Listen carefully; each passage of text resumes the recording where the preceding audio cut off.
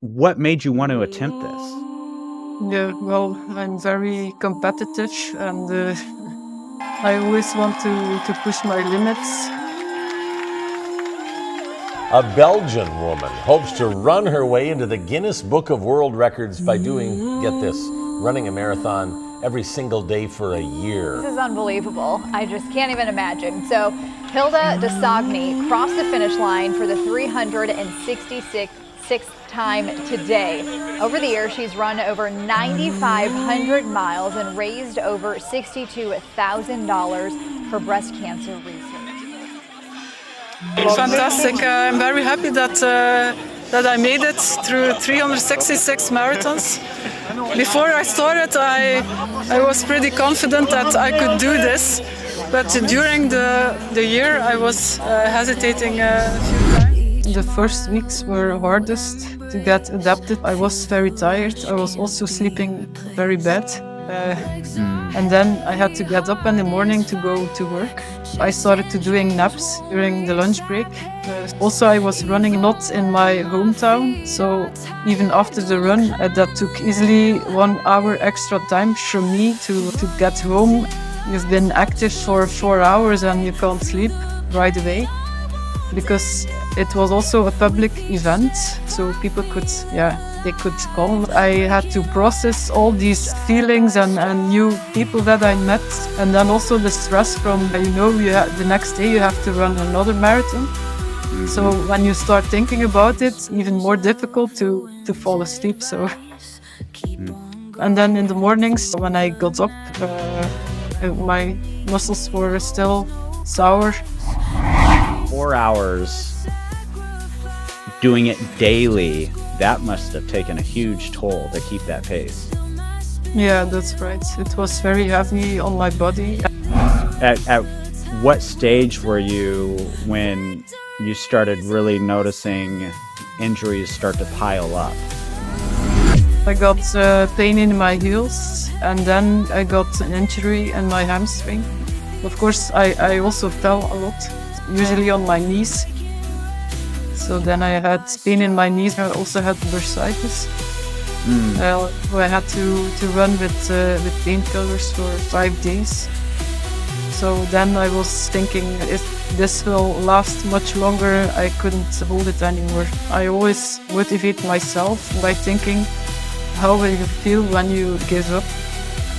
So I didn't want to give up. I wasn't ready to give up. You said you had some falls in there. You had to run through winter. You have life circumstances that might happen. All these different dynamics that happens throughout a year of somebody's life. So what was the biggest challenge for you to continue moving forward? Was there a day where you just said, I don't think I can do this anymore? Yeah, it must have been 11 September. So I called my husband and I told him, bring me to the hospital. This was my husband who told me, you still have time to restart. So it was 6:30 in the evening and I restarted the marathon. From the start? Yeah, because The Patina'd Podcast is about the earned wisdom found in pain.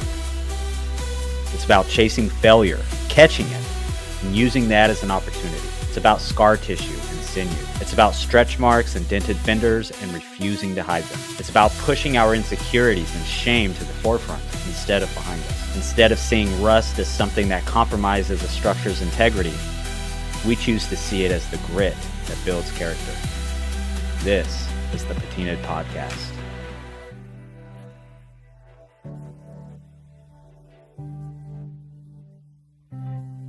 Okay, well, welcome to another episode of the Patina'd Podcast. So today I'm really excited about my guest, Hilda Dosogne. Did I say it right? Hilda Dosogne. Did I say it right? No, it's okay. It's Dosogne, but yeah. Dosogne. All right. Hilda is a 55-year-old Belgian ultra runner who became the first woman to complete a marathon every day for an entire year. And that's an incredible feat to do a marathon every day for an entire year. And then for the Americans, because we have our own measurement system, which is 26.2 miles for those who are not aware of the distance. And then how many kilometers is that, Hilda? It's 42 kilometers and 195 meters. But And usually I ran a little bit further to make sure that I had at least the marathon distance. That's what I was just going to say. So from reading about it is you would go a little bit even beyond the distance just to make sure that the numbers were right and you didn't, come under at any point or something like that. Yeah. And then second place is a measly 150 days in a row. So that's a pretty terrible performance. I'm just kidding. It's 150 days is second place to you, Hilda. Did you do 366 days or 365? Yes. So you just tacked on an extra day? Well, yeah, it happened to be, I don't know how you call it in English. It's a year with 1 day extra, of course. A leap year. Sorry, that's it. The word. So I just decided to run the whole year to make it a big stunt, because I wasn't only doing this for myself but also for charity, and we wanted to have a lot of media attention because I was collecting money from them for them. And it worked out really well. But the big media attention, of course, only came after when I was finished. Until the end, I was only getting attention in Belgium and also the Netherlands. Okay. But now it's going worldwide. Yeah, I saw a ton of articles on it, and that's when I first heard of you, and I'm like, okay, well, what is this about? And began to look up information on you, and then eventually contacted you. But so you raised over $60,000 for breast cancer awareness. Is that right? Yes. That's amazing. And is there more money coming in now that is there additional money coming in now that you're getting more press and being recognized? Not spectacularly. I got a big increase of the raised money when I was on TV in Belgium. But now the fundraiser is still open, so the people can still donate. They go to my webpage. It's hildedosogne.be. Then there's a link to the fundraiser. So it's still possible to support the charity. Yeah, that's amazing. And just for those who are watching on YouTube and Spotify, I'll also leave a link in the description box so people also from YouTube can click straight on the link and go and donate as well. Maybe I want to go back to the pace that I was running at, because there may be other women who also running consecutive marathons, but I was always running. I mean, I finished the marathons. The average time that I needed to finish was 4 hours and 5 minutes. So that was always very important to me, because some women may claim they have also a record, but they are not always running. Sometimes they take much longer time, like 8 or 9 hours. But for me, it was very important to stay with the definition of running. Mm-hmm.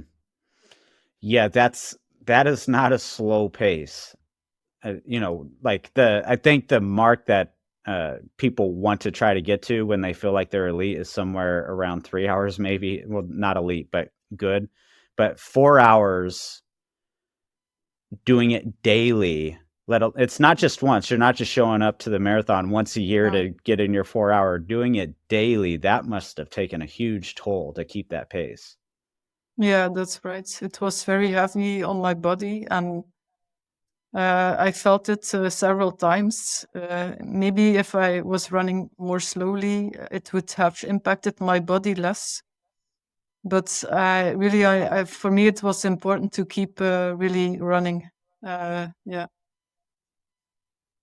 Yeah, that's amazing. And so I guess we can kind of get into some of that. I was going to ask some of these questions a little bit later, but let's just jump right into it. The running questions. what made you want to attempt this? What sparked it in your brain? Like, hey, I want to try to do a marathon every day for a year. Yeah, well, I'm very competitive, and I always want to push my limits. And it was only until I started doing sports that I discovered that about myself. So it started with just a start to run, and then the first marathon, and then it became more than one marathon per year, and it evolved to ultra marathons. So I had two things on my bucket list, and the first one was Marathon des Sables. That's a multi-stage race in the desert of Morocco, and there you run 250 kilometers, but in 6 days. So, but with a heavy backpack, so you have to take all your food with you for the whole week. So I did that in 21. And then the second thing was the Spartathlon. That's a race in Greece, and you run from Athens to Sparta. That's 246 kilometers. I'm not sure how many miles that is. I'm gonna look it up. Maybe you can calculate it. Let's see. That's 152.86 miles. Okay. Yeah. So I did that race. I finished the first time in 22 and second time in 23. So I'm actually only the third Belgian woman to finish that race. There were more who attempted it, but and I'm also the only Belgian woman who did the race 2 times. So once that I did that, I thought maybe I can try something more difficult even. And then I was already looking at this world record of consecutive marathons for a few years. And then before Roshana broke it, it was 105 days or something. And I always thought, I think I can do that as well. But of course, you're not sure that you can do it until you actually do it. So then one day in 23, I decided to go ahead for it. So I asked my boss to just to work part-time for the whole year. And when that was arranged, we announced it in the press. And I think that was also important, that it was announced in advance that I would do that. Because I could have done it differently, just start with it, and then I could stop anytime after I broke the existing record. But the reason why I continued, I think a very important reason was that we announced it in advance that I would run the whole year. So if I would stop before the end of the year, it would be like giving up. Yeah, so the putting it out there left you accountable to say, okay, even if I go beyond 150, I'm not going to stop. I put it out there. Right. Now I have to follow through. Yeah. I think awesome. Otherwise I would probably have stopped sooner because it was really hard. Yeah. But I can't imagine. Yeah, I cannot imagine, actually. I mean, I can try to, being somebody like I've ran a couple of 100-milers.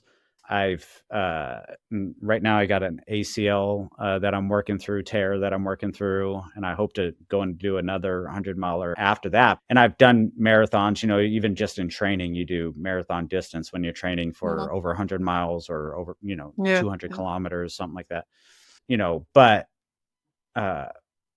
But doing it, I've never done that distance back to back, even once. I've never gone out and done a marathon back to back. Because the next day you wake up so sore. Yeah, I have done that in training. So running 2 marathons back to back or 3. So I knew I could do that. But of course, the whole year, that is much more. You can't imagine how it will be like. Man, so help us imagine some of this, Hilda. So for me, after I do even just like a marathon distance, I'll wake up. Well, first of all, I get a terrible night's sleep. Always after a long run, terrible night's sleep. My body's cramping up throughout the night. my brain will only dream about the run. I can't dream about anything else. It will only think about the run the entire night, which is annoying. And then you wake up pretty stiff, even if you're in really good running shape. You can wake up pretty stiff and take you a minute to kind of get moving and stuff. So how was this for you when you like from a physical standpoint? We'll get into some of the psychology in terms of how it was for you mentally, but from a physical standpoint, what was it like for you after 1 week and then Yeah. continuing forward?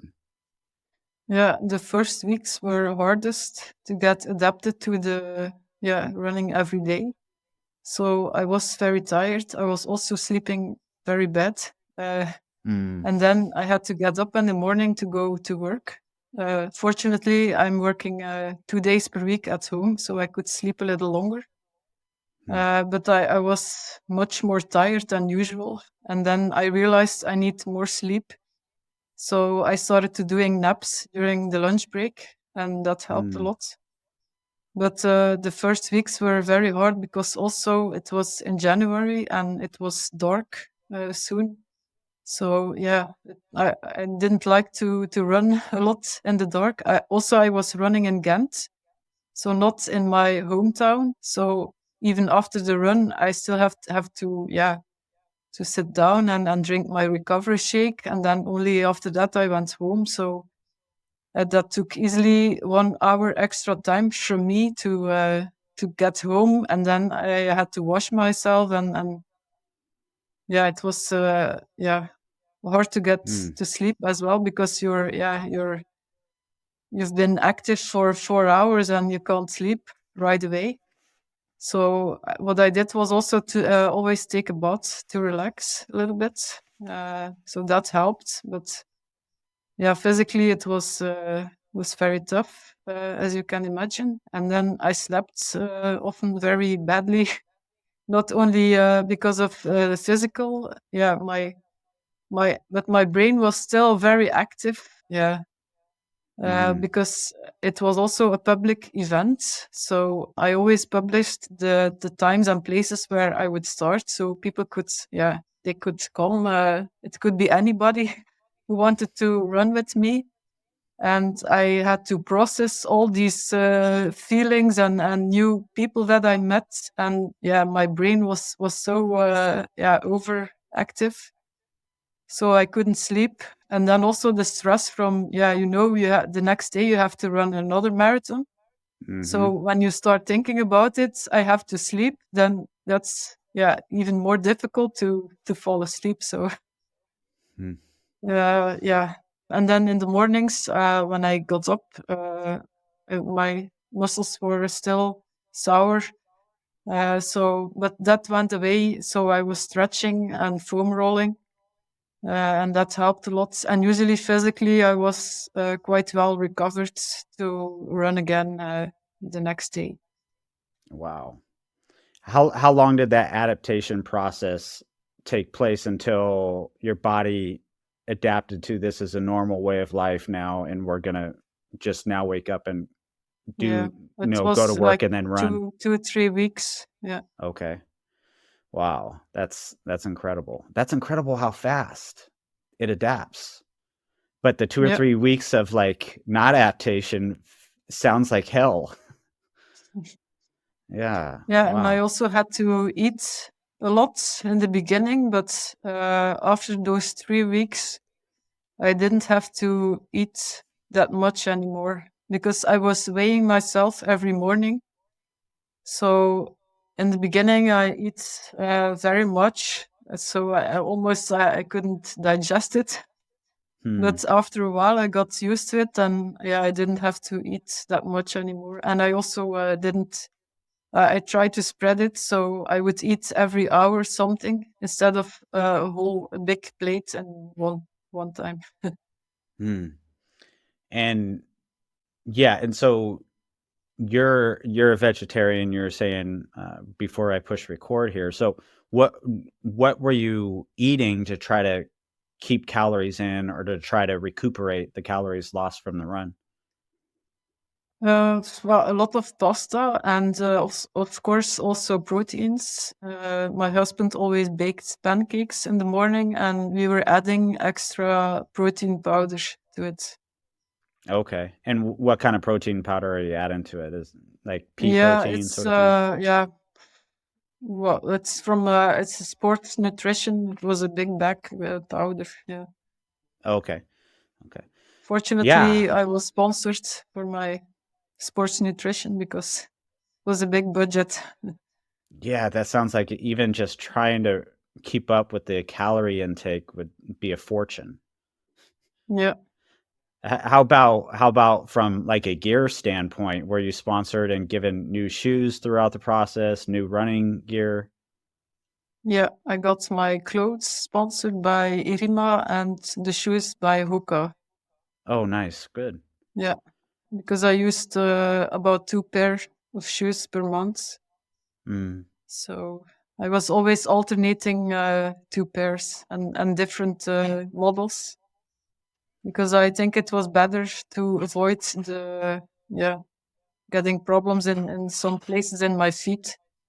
So you're alternating the different models of shoes so that your body didn't just completely form to one style, so you can kind of keep it Yeah, adjusting? yeah, Okay. especially for my feet. That I wouldn't get problems in certain places like my heels but I got problems in my heels anyway at the end. So Mm. Okay. So you at what stage were you when you started really noticing if this happened, where you really started noticing injuries start to pile up? Like yeah, that significant was injuries. It's fortunately only in December. oh Then first I wow. got pain in my heels, and then the last week I got an injury in my hamstring. So that was Wow. really, it was time it was finished.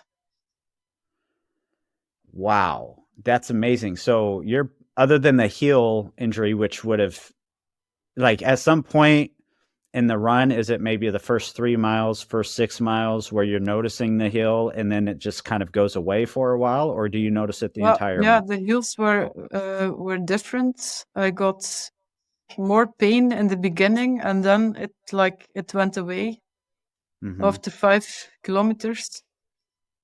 So, but I had other physical problems. It's not that it was lasted until the end, until I got problems, because in the beginning I also had bursitis. Mm. So I had to run with painkillers for 5 days. So then I was also thinking if this will last much longer, I couldn't hold it anymore. So, but it went away, and then I didn't have pain for a long time, and then it came back Wow. in the end. Of course, I also fell a lot. So then usually on my knees. So then I had pain in my knees, but yeah, that Mm. was not that bad that I couldn't run anymore. So the pain in your knees is more like bruising from falls rather than Yeah, yeah, some type of like significant issue. yeah. It wasn't a big issue. Yeah. Man, that's incredible. That is incredible. And so no back strain, no significant back injuries, anything like that? No, but I was also doing core stability exercises. Mm-hmm. I tried to do that like 5 or 10 minutes per day. And I was also going to a physiotherapist in first part of the year Mm-hmm. until I realized that I needed more the rest, and then I skipped the physiotherapy sessions. Yeah, the sleep begins to start to be more of a priority than something like That that. was more important. Yeah. Yeah, yeah, that makes sense. Yeah, that's incredible. And so have you since completed it? It's been 2 weeks now, 13 days. Since completing it, have you like has there been any doctors or people that want to do studies on you, studies on your heart, studies on anything like that, like and that kind of stuff? Nope, I haven't had any questions, but Man. I did have a medical team that was helping me out when I had problems. So I already went to one of the doctors because of the hamstring problem. And then it appears to be some blood in my leg. So from a little rupture in my muscles. So he took it out, and after that it was getting better quickly. But no studies. They did take my blood every 2 weeks, but there were no changes. And I was also following up on my resting heart rate, and it didn't change. So that was something to watch out for, that it wouldn't go too low, because if you get a sports heart, then there's a risk of cardiac arrest. So I didn't want to risk that, of course, but it didn't change. Yeah, I'm surprised you didn't get any offers from any like research labs to say, hey, we want to study your body when you're done and see what kind of I trauma did this might contact cause. a professor at the university in Brussels, but he didn't have any funds to do such a study. So he wasn't interested. I can only offer it, and if they're not interested, then that's a missed opportunity. Okay, so what would you say? You said you had some falls in there.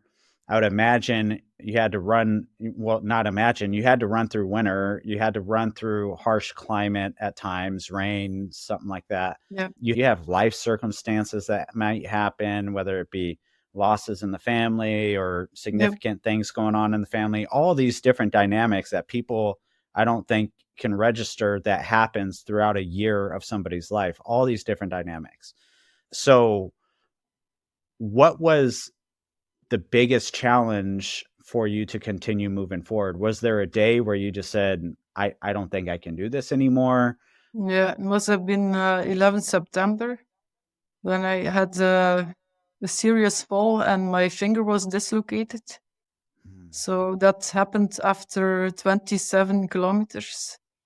So then, I looked at my finger and I thought it was broken. So I called my husband and I told him, bring me to the hospital.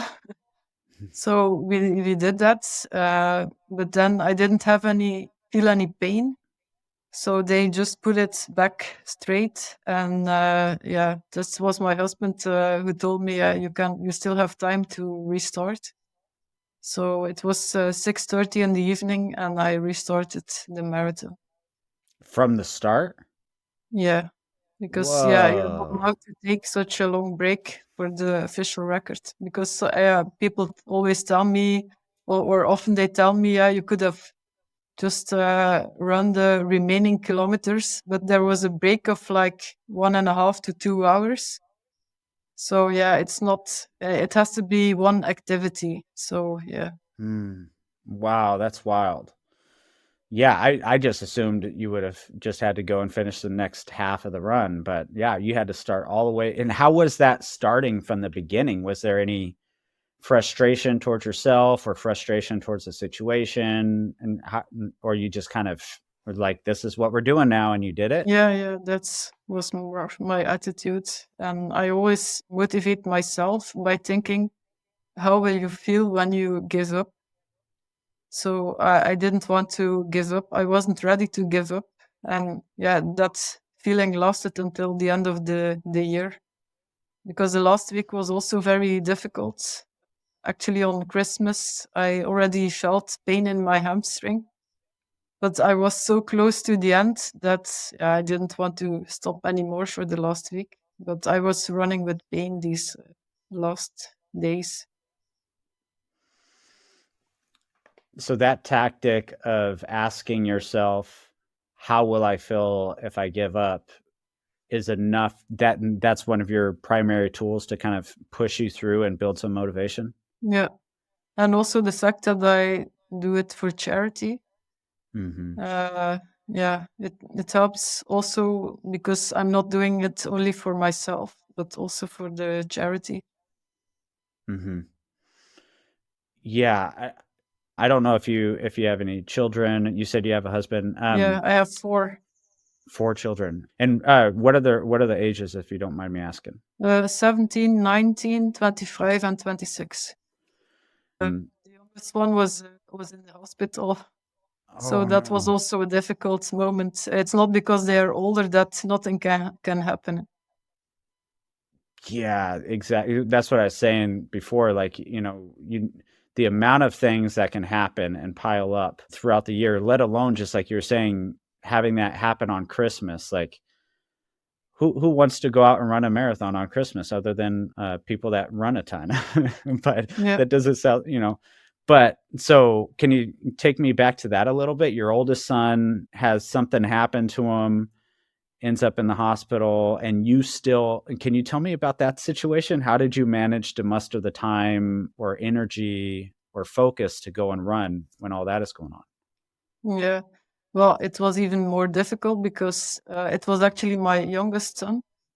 So, the day before he went to the hospital, I just went to the doctor with him, but my husband was abroad. So, the day after, I went back to the doctor, and then he told me I should take him to the emergency. So it was quite serious. So, I brought him to the hospital then. But fortunately, with a big family, he has 2 big older sisters. So I was first staying with him in the hospital, and then his sisters, they came. So I could go run the marathon. But it was with double feelings. I would have more liked to stay with him. But so, I was running the marathon anyway. And then after that, I went back to the hospital. Yeah. Wow. Yeah, because I was thinking that it's like, go figure, the time, when your husband leaves to go and do whatever he's doing, that's when this comes up is, this It's, situation has to come very up when slow. he's gone. Nuts. But like you said, the benefit of having a large family is people can come in and step up for you, but still, Yep. like, the type of strength that it would take to be able to pull yourself away from that, go and continue the run, and then come back. That's a lot, Hilda. That's a lot. Hmm. And Yeah. is everything okay with him? Is he doing okay now? Yeah, sure. Yeah. Okay. All right. And what I also, I also had a few difficult moments when I was sick. Before I started this, people asked me, what will you do when you get sick? And I was thinking, I probably won't get sick, but of course I did. So I even got corona, and then when you have to run, you can't, you don't recover as quickly as normal. Mm-hmm. So then I was running slower. So I took some, you have these in sports nutrition, the caffeine shots for on a marathon when you have a difficult moment. So I was sleeping until like 1 hour before the start, and then I took the caffeine and just ran the marathon slower. Hmm. And then after I just went straight back to bed. Wow. Yeah. So on a training run, I've talked about this on this podcast once, but on this training run, I didn't know I had the flu, but I had a 30-mile training run. So I ran 30 miles, and then I found out after I had the flu. But I mean, that was like, it was like maybe 7 hours. I wasn't running a 4 hour or like a 4 hour time span, like the pace that you're doing to run with COVID is incredible. It's incredible you're able to keep that pace. Yeah, it was a little slower. Like instead of 4 hours and 5 minutes, it was then 4 hours and 15 or 20 minutes. Wow. Yeah, I mean, 10 minutes slower. Wow, that's incredible. Okay. All right, just a quick pause. Firstly, I want to thank you. I want to thank all the people that have been subscribing. The show has grown. So I have a 1-week challenge for you, the listener, to do something daily that's going to put yourself in a situation to fail or be rejected or do something that sounds miserable in a good way. Don't be vague about this challenge. Sit down, Write it down with a pen and paper, and it's likely something that you want to already do for yourself. This could be asking out that barista that you think is cute. This could be taking a cold plunge every day or a cold shower. This could be like calling up people that you need to reconcile with or ask forgiveness from. This could be just starting up that daily practice that you've wanted to do for a long time, like journal and prayer. This could mean going and getting that free trial at the nearest jiu-jitsu class. This could mean getting creative in the kitchen and trying different meals and different ideas. Or it could mean just meal prepping. So there are a ton of different things that you can do that helps build up your ability to take on normal misery and become more resilient. And if you already did this challenge last week, then go ahead and start a new challenge or continue to progress off the challenge that you did last week. For example, if it was trying to run a further distance than you've ever ran, you can continue to progress that forward. Or if it was something else from an exercise perspective, like doing 500 push-ups a day, you can progress that to then 550 or 600 push-ups a day. Or you can just take on something totally new that you're interested in. The number one rule is this can't cause lasting harm to yourself or someone else. So don't do anything stupid. This all has to be based in the idea of building yourself up in a healthy way, which leads into the second rule, which is this has to push up against your avoidance. This has to push up against something that you're avoiding to do for yourself. Again, that is healthy for you. That's the challenge. Let's keep normalizing the idea of chasing failure, seeking it out, and pushing ourselves in ways that we never thought was imaginable. Thanks. Enjoy the rest of the episode. So these are some of the challenges that came up with you throughout the experience, sickness, son in the hospital, hamstring injury, and luckily not until the very end there, but still, how was that running a marathon with a hamstring injury? What's that like? Yeah, that was painful, but when you run slower, then you don't feel it that much. Mm-hmm. So yeah, but it was okay. Yeah, but yeah, it wouldn't have to last much longer. I was happy that it was over. Yeah, that was the quote that you said, that I read that you said at the end of it on day 366 was, I'm glad it's over, was the quote that you gave. And so that gives me some reflection, how has it been since it's been over? For the last 13 days, is your body just like, okay, I'm done, I don't want to do anymore? Or is your body like, no, it's time to go, let's go run, we got to wake up and go run now?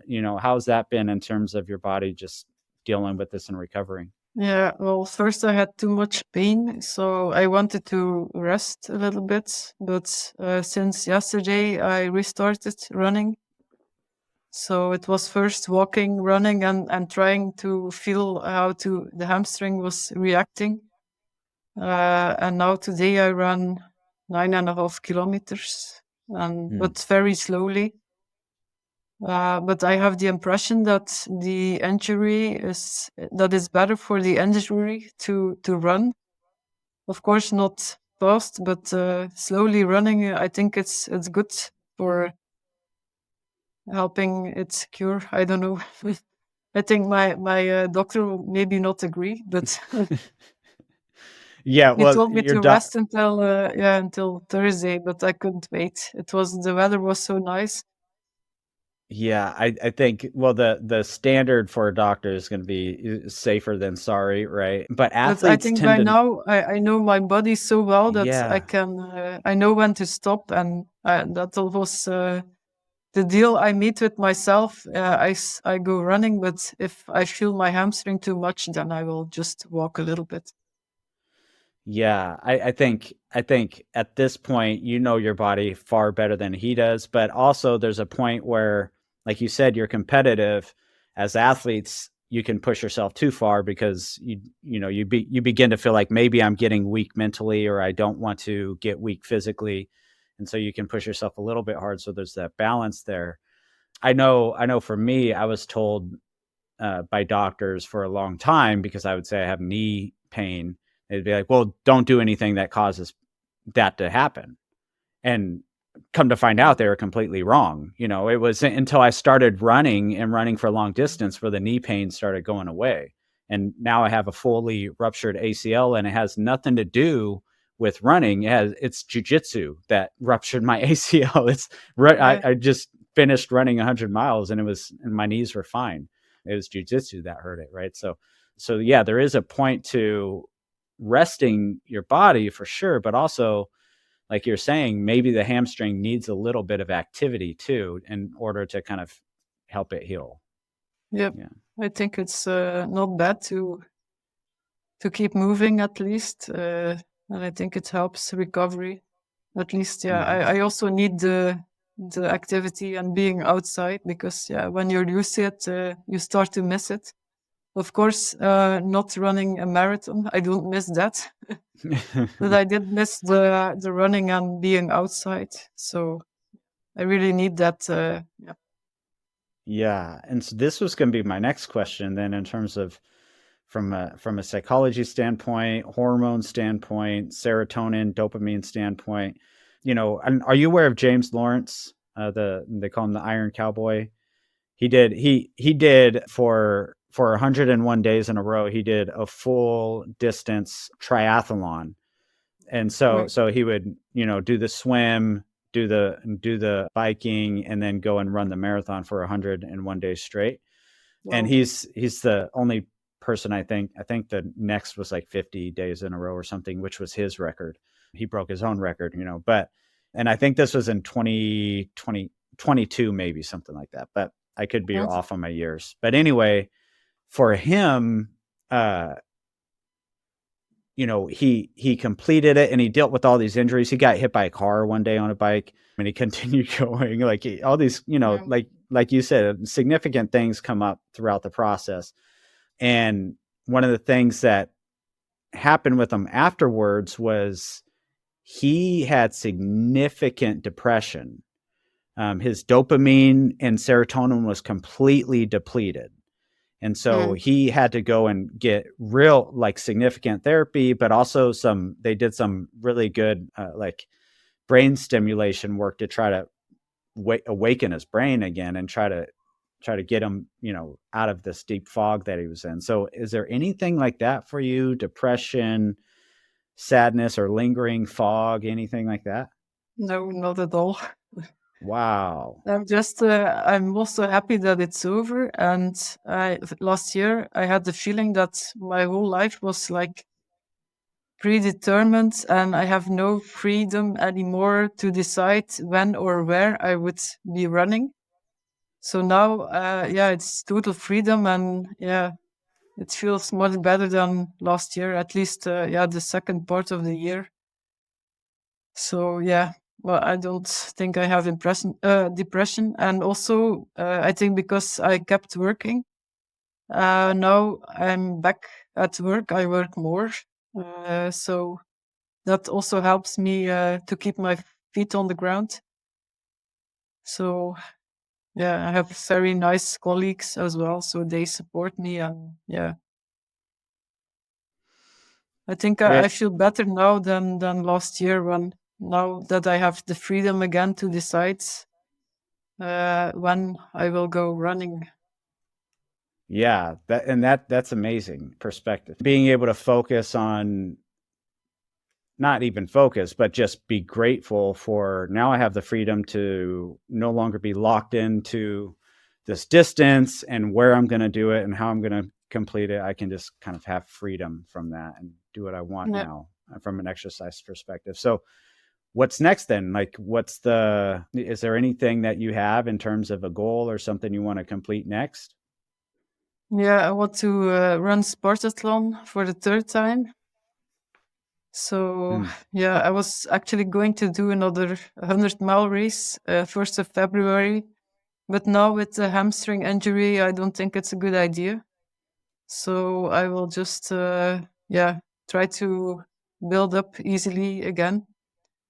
And then, start training for Spartathlon again. I hope I can participate, because I'm not qualified directly. So it goes via a lottery. So I'm not sure yet if I will be able to participate. And if I can't, I will probably do some ultra races, like 24 hours or 100 kilometers. Mm-hmm. And then a quick question I had too was like, did you have a team of people around you supporting you throughout the year? Like, it sounds like you had a physiotherapist, you had a doctor, you were getting blood work done. Was there people like trying to help you out from a nutrition standpoint during the run, or did you just have everything with you in a vest? Like, what did that look like? No, I was running 5-kilometer laps. So it was also a measured track, officially measured. So I ran 8 laps of 5 kilometers always, and then another small loop. So to get to the marathon distance. And the reason why I did that was because I didn't have to take all my food and drink with me. So every 5 kilometers, every half hour, I was passing again the same starting point. So I put my stuff there, and that was also easy for people who wanted to run with me, because they knew every half hours I would pause there, and they could join me for one or more laps. So that was easy. I've ran many, many miles on a quarter mile track, right? Just at a high school kind of quarter mile track. And I think like, I know every nook and cranny of that track, because you do loop after loop. And for me, it's boring initially, and then I just kind of get lost in my thoughts or that sort of thing. How was it for you kind of going on the same 5K loop over and over and over? Was that not an issue for you? Or it was not an issue because I was thinking in laps. So if you think, I only have to run 8 laps, then it looks less than the whole marathon. So it was, and I didn't have to think about the track, just very flat and easy to run. So any really cool stories that came up or came about from people running with you? Maybe they ran their first marathon ever with you or anything like that? Yeah, there were many people who ran their first marathon, and there was actually a student, Simon. So I didn't know him from before, but before he was running with me, he only ran maximum 10 kilometers, so a quarter marathon. But then, he was like coming more and more, and until the end of the year, he ended up running 10 marathons in total. So he ran his first marathon with me. He even did 2 marathons on consecutive days. And then his fastest marathon was in Brussels, 3 hours and 14 minutes. So he really liked the running the marathons. Yeah. And how old was Simon? 21. 21. Okay. And so he fell in love with it. He just and people were even asking me if he was my son, but then I was always saying I'm his marathon mother. Yeah, pretty much. You birthed a marathon runner through him. Because he wasn't one until he started running with you. So that's really cool. That's really cool. But most people maybe would just would do one loop with you, or just do, a little bit with you and then let you be on your way. Yeah, but there were also a lot of marathon runners. There was also a guy, Paul. He ran 50 marathons with me. But he's also an ultra runner, so he also ran the Sportathlon. So I knew him from before, but there were also a lot of new people. I mean, you created your own marathon race event, essentially. People just show up. And it was important to do it that way, because for the official records, I needed 2 witnesses every day. So that's why I did it that way, to make it public, so I couldn't cheat, because I had to have 2 witnesses every day. And the way I did it was making it easier to find witnesses. Yeah, I didn't even think about that. And so, was there ever any days where people just didn't want to show up because the weather was terrible and it was hard to get Yeah. witnesses? Well, about half of the year, I had Corona in August. So then I decided to run at home. And then when I was running at home, it's a small town and there weren't so many people running with me. And there was one day where it was raining very hard. I was running alone most of the time. So I saw my neighbor running in the distance. So I was chasing him. And I tapped on his shoulder and I asked him, can I ask you this evening to sign that you saw me running? And because he was running more slowly than me. So there was my first witness. And then the other witness was one of the neighbors on her bicycle. But other than that, nobody ran together with me that day. I was running alone. But I always take photos and make movies also. Okay, As smart. to have more proof that I was running the marathon. Yeah, that's smart. Yeah. Okay. Wow, that's a lot. And just stuff people don't think about that you would have to do in terms of just having proof. Like to have 2 witnesses every day have to do that's a challenge in of itself. That's a lot. Yeah. And Guinness World Records has their standard forms. So I had to always tell people how to fill it because it was not very easy. It takes 4 to 5 minutes to fill the form. So every day after I finish the marathon, then I have to explain to 2 people, I put my finger there, you have to fill that. Because in the beginning they forgot to fill all the place where they had to write something. So often I only saw the day after that they forgot something, and then I had to contact them. So what a headache. It was a lot of administration as well. Yeah, man, that's something I wouldn't even have thought of. That's why I was almost even asking you, was there anybody part of a team of people that were kind of helping you to accomplish this, to pick up some of those smaller daily tasks that, Administration, I'm doing everything myself, as well as the social media. So I was also doing a post every day on Instagram and Facebook, and then write something on my Strava activity. And then also I got a lot of messages from people. So I was publishing my agenda for the next weeks. And they would still ask me, where are you running tomorrow or this weekend? They were, lazy to look. You're like, look at the post, I posted it. Or they weren't sure that I was still going to run that day, maybe.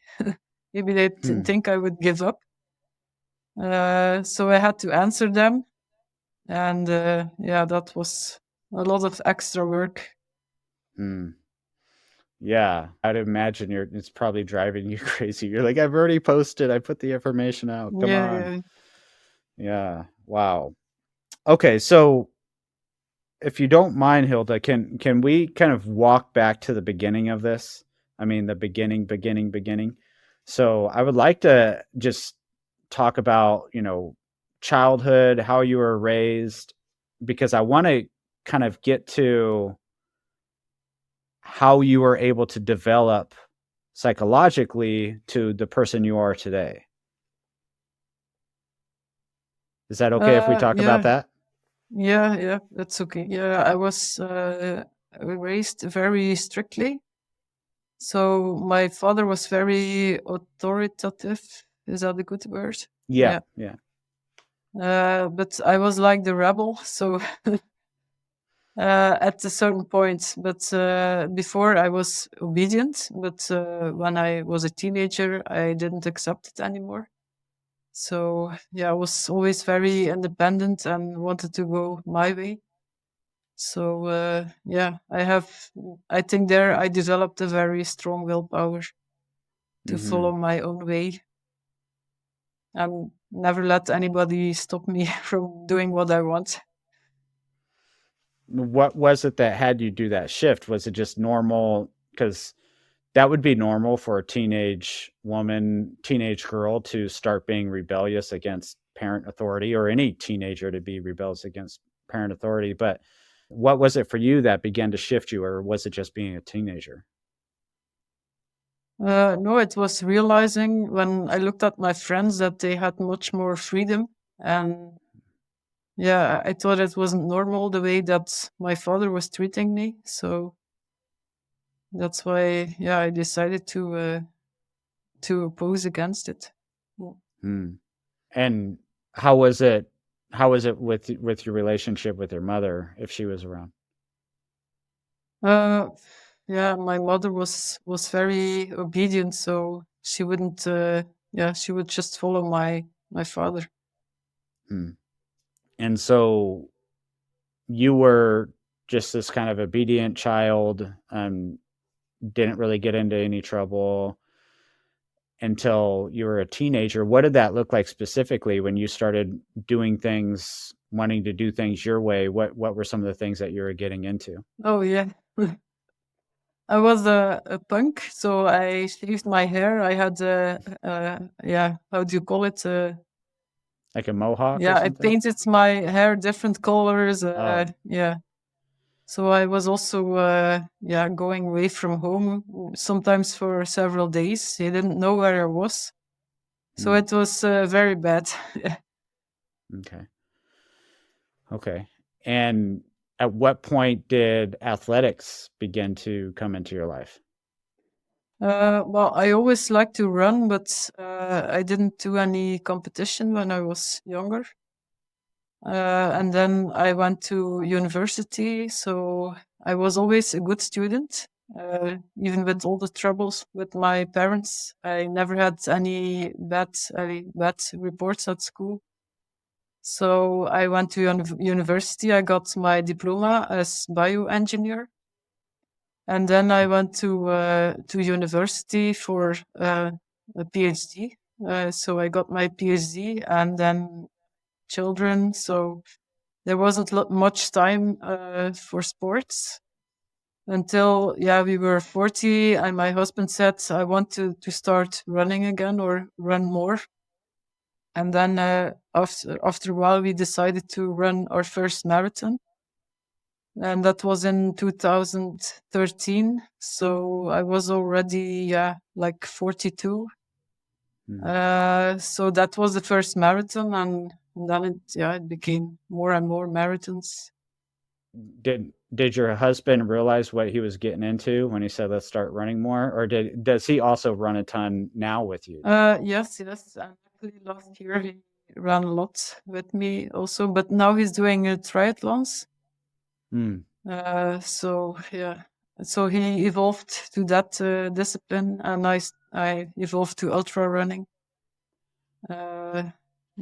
But we didn't realize how it was going to turn out when we started running.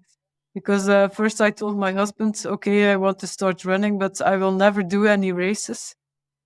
Of course, until I did my first race, and I liked it so much that I wanted to do more of that. So, and that was also what helped me through the last year, the races. Because that was always fun. I always enjoyed that. And I was always looking forward to the race and the weekend.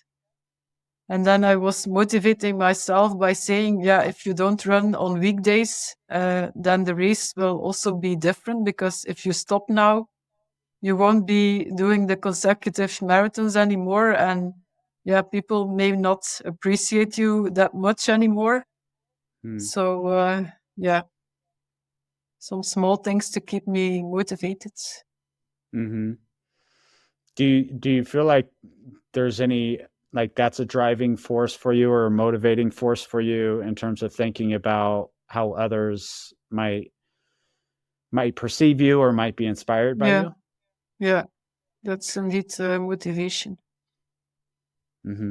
I also get a lot of kudos on Strava and a lot of positive feedback on social media. So that helped a lot. Mm-hmm.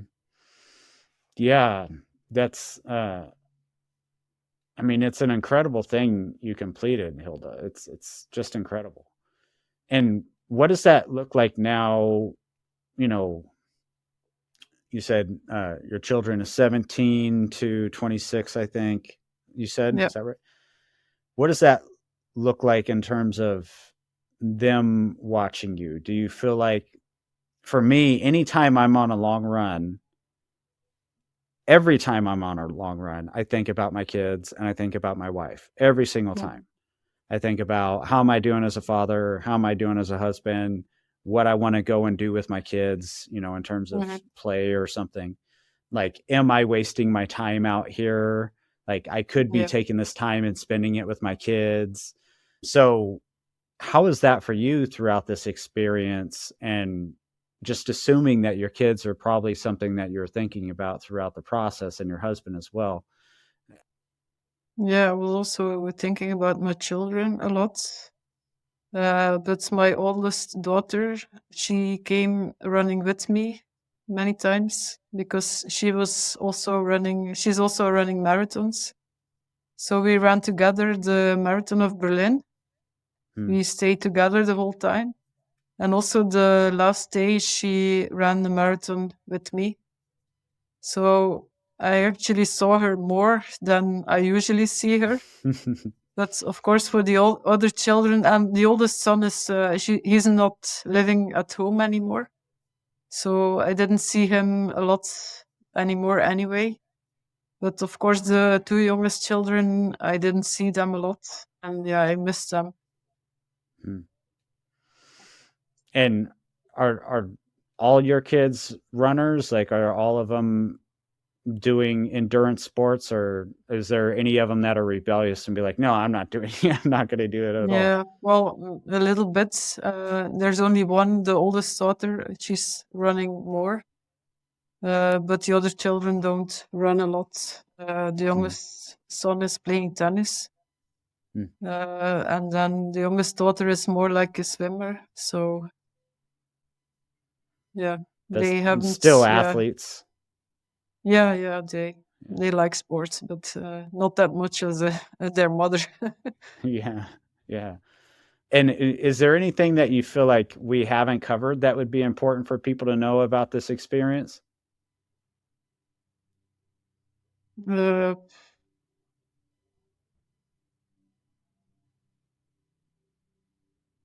don't know. That's an unexpected question. I'm just I need to think about it. Yeah. I already said a lot. It was just maybe to see that it was difficult to imagine how it would be, because I was thinking before I started that I was used to run a lot anyway, and I thought it would be easier. But I totally underestimated it, to being outside for at least 4 hours every day and being there every day to run 4 hours. It was very hard. I would never do it again. Why was treadmill never thought of? Allowed that for the official records. I had to run outside. I had to turn down some offers to go running on some places because it was inside or partly inside, and that was not allowed. Yeah, that's something I didn't even think about. Wow, that's interesting. And so you just said, I'll never do that again, or I would never do that again. No. But I have a feeling, beyond you doing the I forget what you call it, Spartathon, I think is what you called it. I have a feeling there's some other type of crazy adventure probably on the near horizon for you. And whether it's probably going to be in some athletics, or some type of running, but But yeah, I would imagine there's something else that you're going to do where at the end you're going to say, I'm so glad that's over with. I'm not doing it again. Yeah, I don't know yet, but I don't think I will do anything more crazy than what I did last year. It will be more normal stuff. So they even suggested to me to run the Barkley marathons, but it's not for me. If I start something, I have to have the feeling like I could do it. But for the Barkley marathons, I think it would be too difficult for me because I have a bad feeling for orientation. So I think I would get lost. So yeah, I'm not gonna do that. So Yeah.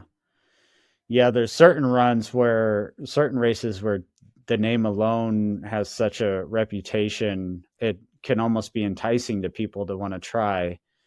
So anything else out here in the States that you're interested in doing? Cocodona, 250, anything like that? Leadville, anything like that? yeah, I've heard about those races. Maybe Badwater. Badwater, Yeah. Maybe next year then. First, another time Spartathlon. So I also promised my husband that this year he could choose first his races. So, and yeah, I think Badwater is in July. Okay. So, It's summer. Yeah. And maybe this summer I go to Australia because he has to go there for his work. I promised that I would join him. Yeah, so Badwater, Ray Sanchez, who's a friend of mine, he's I think he holds the record for running it the most years consecutively. Oh. And yeah, he's ran it. Oh man, the number just left me. I think I want to say 15 years running in a row, but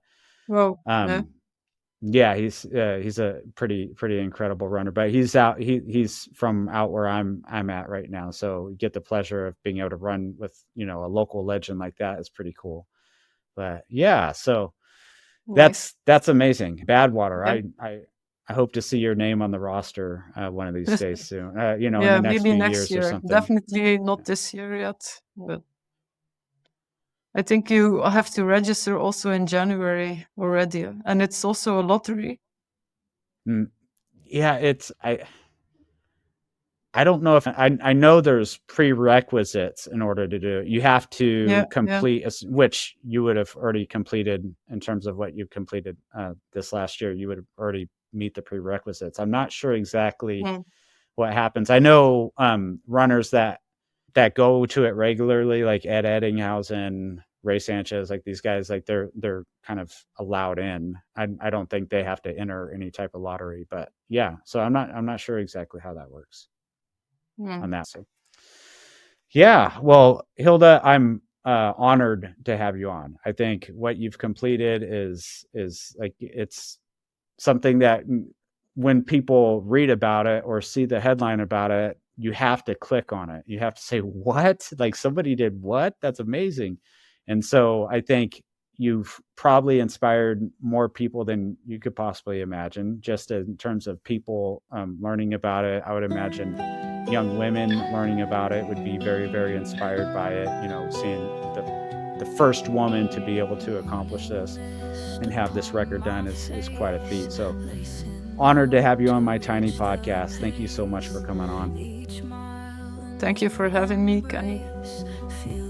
Thank you for listening to this episode of the Patina'd Podcast. There are other shows that emphasize resilience, but my intent is to normalize personal development through embracing challenge by interviewing the common man and woman, the person that you and I can relate to. If you are someone who wants to soak up the insights of normal people doing extraordinary things, please subscribe. If you know somebody who is overwhelmed by fear and complacency, please share this podcast with them. I'm your host, Kenny Hill, and I run a private practice near Sacramento, California called Recovery Hill. My website is in the description tab along with my social media links. Whispers of the wind's advice, keep on going through the night. Ground beneath me holds no price. blisters grow and muscles burn, still my spirit won't adjourn.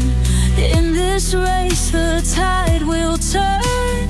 Victory's a lesson learned. Running till I touch the sky. Through the pain I won't deny. With each step I feel alive. Breaking records stride by stride.